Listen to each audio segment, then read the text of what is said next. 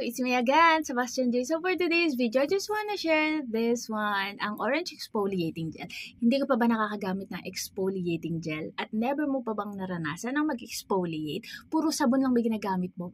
So you must try this one.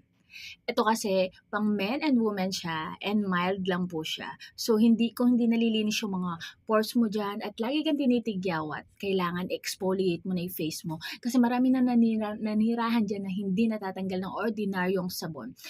After mo maghilamos, try mo to. Talagang marami pang matatanggal dyan. As in, proven and tested. Ilang months ko na itong ginagamit, dahil ang dami dyang video sa aking TikTok at makikita mo yan. So, kung nahuhuli ka na sa trend, kailangan mo na itong gamitin.